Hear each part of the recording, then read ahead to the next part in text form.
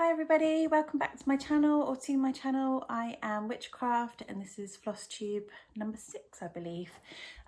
Thank you to everyone that subscribed and watched and comment. I really do appreciate it. I'm still really enjoying doing this, so thank you. So catch up from my last video. It's been a little bit longer this week just because it's been a busy week. But I have some exciting things to tell you. Well, I think exciting anyway. So after my last video, I had a comment on my video from a lovely lady, Autumn Granny, and she had said she couldn't wait to do the Zoom chat that on Crafty Emily's Facebook. They had talked about doing a Zoom chat on a Friday night. They've been doing it before, and it's just where people can get together and stitch and chat. And because I'm never on my phone, my daughter uses it a lot. She plays Roblox on it and goes on TikTok and YouTube, and she FaceTimes her friends. She generally has my phone. So when I do get to go on it, that's when I catch up on any social media bits or looking at cross-stitch patterns generally. So I hadn't seen that they do this, and I thought, part of me was a bit like, I don't know anyone on there, should I go on there? Just my natural reaction to this isn't something I would normally do, but by doing this YouTube video, it's completely come out of my comfort zone, and I thought, why not? You know, I know I'll like it, so well, I'd hoped I liked it, so I thought, why not? So I went onto Facebook and said, please send me the link, I'd love to join. So so this was not last Friday, like the Friday just gone, the Friday before. I joined all the lovely ladies on Zoom. We were on there from about 8 o'clock till 11:30. And it was really, really good. I really enjoyed it. Everyone was just so lovely and kind, and there was people from America and Australia. I know at one point one lady had to leave to pick her children up from school, and it was like 10:30 here, so it just seemed really odd, but it was really cool actually. And we just sat and stitched and chat, and I asked a bit of advice on some of the bits that I'm doing, and they were really helpful actually. I confessed actually. So with my cross stitch threads, I have thread drops of some of the colours, another thread drop of another colours, some thread drops from kits that I have that I'm not going to use, and then I've got bobbins. And I said to them, all my thread drops are getting so knotted, you know, what do you do? And a lot of them were like, no, when I get my thread, I put it straight on a bobbin and just use the amount that I need and put it back on. And I said, oh, you know, I really do need to do that. So that kind of gave me the push up the back to get it done. Now I posted a video on the Facebook page of, yeah, I've done it. It looks a mess, but it was much better than what it is. I'm going to show you an example of how my thread is looking. So I have on, let's have a look. So on an old, so on one of my old kits, I have thread just on this, and I pull off the colour I need, and as you can see at the bottom, it's just getting all knotted. And I had 2 more like that. It was just a nightmare. So I've taken them off, and I've got myself one of these storage boxes. And so it does still look a mess, but it is all neatly in number order in there. And the difference I'll show you. So this is one of the ones that was new on a bobbin, nice, neat, new. And then we've got, this is one that came from a thread drop. The difference.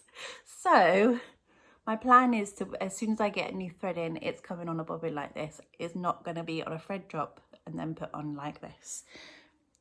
I'm sorry for everyone that's just now cringed at my appalling state of my thread, but you live and learn, and I am actually learning quite a lot. The more cross stitch I'm doing at the moment, I'm learning a lot. I'm learning how I like to cross stitch my patterns. I'm learning different techniques from different floss tubers, and just finding the way that's best for me. So we all make mistakes and errors, but we learn from them. And yeah, thanks girls on the Zoom chat actually for just giving me that advice and giving me that push to get it sorted, because I'm finding that my organisation with my thread is a lot better now. I can find the colours easy, and although they are a bit matted on the bobbin thread now, it is so much going a lot more better. So yeah, thank you for that. So I've literally spent 5 minutes blabbing, I'm sorry. I will get into my first cross stitch pattern. So whilst we were on the Zoom chat, I decided to do my new normal, which is my long dog sampler pattern, because it is just one colour and I wanted to be able to concentrate on chatting with them as well as stitching.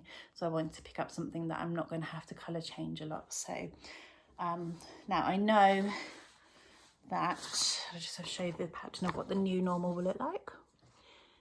There we are. I know that I said, I'm going to say it, but keep saying this. I know I said I would do a bubble every 2 weeks. That was the plan. Plans don't always go as you want, but I have done a bit more of the bubble. So this is the bubble that I worked on. Let's make sure it's the right way around. I worked on this bubble when I was in the chat with the ladies, and I got round this cat done, and I think down there. And since then I've just added a few more of the cat silhouettes, and yeah, that's how it's coming along really. I'm still absolutely loving it. I would have liked to have this bubble done, but I have been working on another project, which you'll see in a minute, a lot more this week, so that will be why. But yeah, hopefully that bubble will be done for the next chat. Emily from Crafty Emily reminded me that this bubble here, if I show you on the pattern, it has some initials here, and you can put your own initials or any initials that you want on there. So she said, just remember when you get to that bit, change your pattern around so that you can get that bit in. So that is something that I'll need to remember when I'm doing it. But I am really enjoying doing this, and I'm still really happy with the progress. It's just a bit slower this week because I've been working on something else a bit more. So yeah, that's my long dog. The next one I want to show you is my Randal Spangler, which was a new start from my last video. So many books, so little time. Hope you can see that okay. It's lovely. This one I'm doing on 25 count Lugana, which is a lot more smaller holes, smaller squares, and before I was finding that my stitches are slipping. I'm actually finding that my stitches are a lot better now. I'm getting used to it. They're not slipping as much.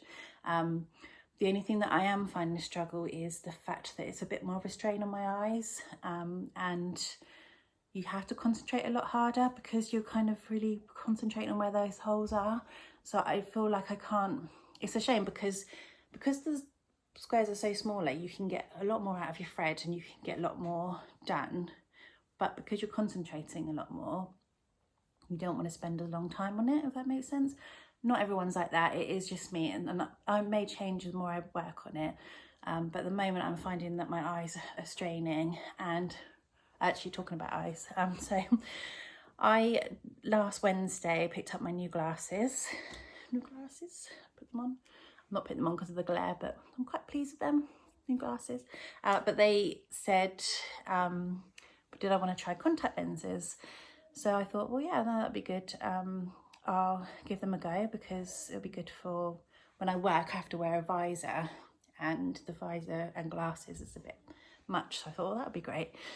So I went into Specsavers and they said, we just need you to put them in and take them out a couple of times just to see that we can do them. You can do that by yourself, and then just test to make sure that you can see okay with them, and then you can go. So I got to Specsavers and it was really busy. Now I've been working the whole way through lockdown, so I've still been out, I haven't been in or anything, but I found it really uncomfortable, the amount of people that were in Specsavers, and I was a little bit anxious because there was so many people. So I think that kind of threw me off as it was. So I just wanted to get out of there. So I got these contact lenses in and out, quite fine actually after a while. And the chap said, oh, you know, are you happy? And I was like, yeah, no, I'm fine. I can do this. It's absolutely fine. Yeah, I can go. So I tested them, thought it was all fine, took them home. So you can, for the first day, they suggest you wear them for 3 hours and then gradually each day build it up to 8 hours. So I'd left them in for 3 hours, and I went to take them out and I couldn't get them out, and I was fretting. So I watched a YouTube video, and there was this trick where you would lift your eyelid up and you pinch to get them out. Apologies for anyone that's squeamish of eyes, just skip ahead if you don't want to hear the story, because it is a bit eye squeamish, but it's relevant to the whole what I'm getting to. I am really blabbing today, I'm sorry. So my thumbnail and my fingernails were quite long at the time, and I poked myself in this eye, so I thought I'll go to this eye, and I thought I had the contact lens, but what I had done is I'd pinched my eyeball, and then, oh, it was so painful, it just, loads of blood came up. It's a lot better now. I don't think you can see, it's much better than what it was. Sorry for that up close, I think. But since doing that Wednesday, my eyes were really hurting, and I had a pain down the side of my eye here where I'd done it. I got the contact lenses out and I haven't put them back in since. I cut my nails down, got them out, but my eyes were straining, so working on that Randal Spangler one was just a bit much for my eyes. So it might have just been that this week. With the contact lenses, I don't know if I'll try them again. People are going to say, well, this is just contact lenses, it's easy. I'm sure it is. I don't know why I make such a faff out of things, but that's me. I don't know, I may give them another time, because when they were in, I really liked the fact that I didn't have to wear glasses, and you don't really feel them in, that's fine. It was just the getting them out. What I done, seriously, I don't know. But yeah, that's that story. So that's that one. My other cross stitch pattern that I worked on this week is my Hannah Halloween. So as I've spoke about in my last Flosstubes, I really want to get onto the girl. This is my Hannah Halloween. I've been doing I started bottom left, so I've been doing this pumpkin, and I'm desperate to get onto the girl because I just love all the purples and everything. So that's that. That's by Sheena Pike. So this week I wanted to get a page finish done on it, and I've just been working on it. I'm super happy with the progress. So here we are. Yay! So I think last time I showed this, I had probably that much done. So I've come up here now. If I get the pattern next to it. So I'm up onto this top bit now where the stalk bit is, and the top of the page is up here where some of the purple comes in. So if I finish this page, I'm going to get some purple hair in. There's a few colours that I'm missing that I'm waiting for, but yeah, I absolutely love it. I absolutely love the reds in here and how you can see the curve of the pumpkin. So you think, at first I was thinking, oh, I'm just doing oranges all the time, it's getting, boring, the same colour. But now that I've got all the colours in, I just absolutely love it. I'm so pleased with it. I know it's not much to look at, but to me I'm just really enjoying it, and I just couldn't stop working on it this week. So I had said I would work on my 20-sided dice fairy this week, but I haven't even picked it up because I've just been ploughing away on this one, and I'm really pleased I have, because I really love the progress, and this is one that I'm keen to get done. I did say this year for Halloween, I think we all know that I'm being a bit ambitious on that, but if I can keep working at it, I just absolutely love how it's coming along. So I hope to keep progressing up here and get some of that purple in to show you next time. Obviously I've got other ones I need to work on as well. I have been online and, oh, why do I do this? I found, I think, about 4 more patterns that I want to start. There's this really lovely fox pattern on Heaven and Earth Designs, which I actually think is an Amy Stewart one that I keep looking at. There's a celestial girl with owls. I love owls. On Heaven and Earth Design, there is the Mushroom Inn by Randal Spangler. It's a really nice sort of fantasy landscapey picture. And there is a Eevee evolution from Pokemon, which is just lovely bright colours. and all 4 of them I just keep thinking, oh, I just start one more. And then I speak to my friend online and she's like, you've just finished what you've got. But I don't know, there's this thing of having a new start. You almost get it with a new page. Is when you start a new page on your cross stitch, because it's a fresh pattern page, because I'm using paper, you get this sort of like, oh, I'm starting a new bit. And I think that's what you get with a new start of a pattern as well. You're just like, you get that buzz of starting something new. It's an addiction, as I said last one. So I won't be surprised at next YouTube video I'm like, hey, here's a new start. But I do plan to obviously keep ploughing along on the Halloween and Long Dog for definite. Those both will be worked on this week, and then whichever else I pick up in between, so we shall see.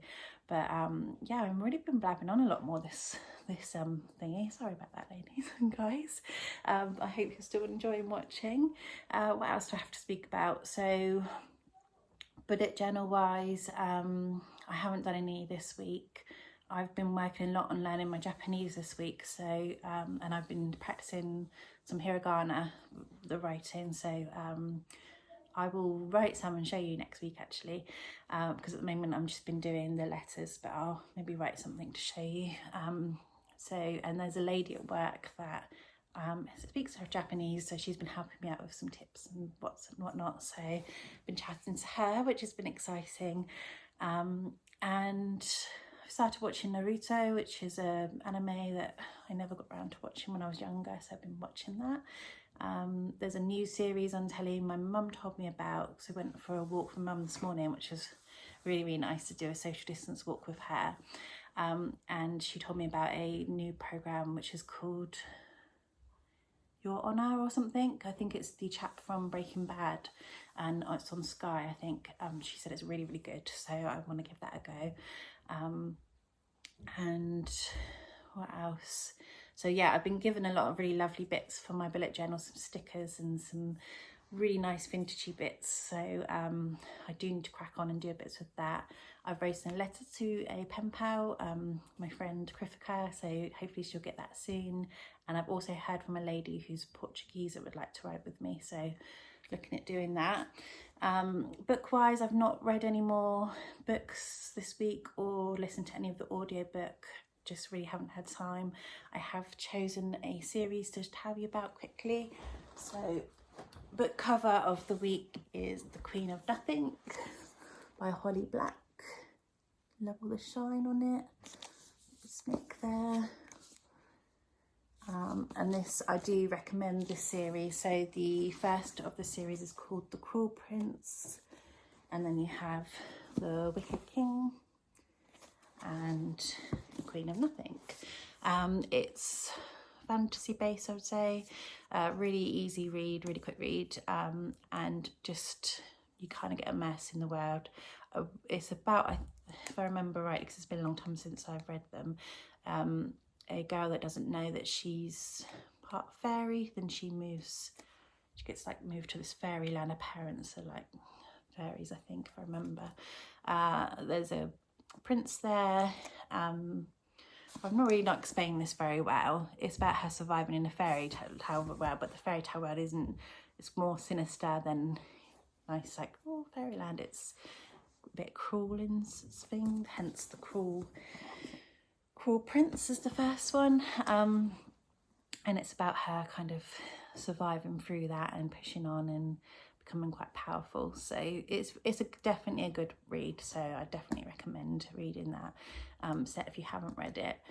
I think that's everything. I feel like there was something else, but possibly not. I think I've blabbed on enough this week, so apologies for that. But yeah, thanks again for all the comments. It's lovely having them on there. I hope next week to show you some more of my cross stitch and any new ones that I've started. I hope you all are well and having a lovely week, and I look forward to doing my next video. Thank you so much for watching, guys. Take care. Bye. So I apologise, I've just looked through my video and realised I rambled on about the Randal Spangler one and how my eyes went into this whole big story about my eyes and didn't actually show you what I'd done. So seriously, honestly, I'm like this all the time, so I'm not even gonna pretend I'm not. So just, this is how far I've got with it. So if I just remind you, I've been working on the top left corner, and here we are. So I actually am kind of going a bit cross country with this. I have been enjoying doing this brickwork effect here, but I wanted to get a bit of blue in. So there's my blue sky there. So it's coming along. You can see the arch along this bit here. And yeah, that's how far I've got with it there. So socks, cat, goodness. So yeah, apologies, I will put this on the end of the video. This is how far I've got with my Randal Spangler. So yeah, sorry again, thanks for watching, bye.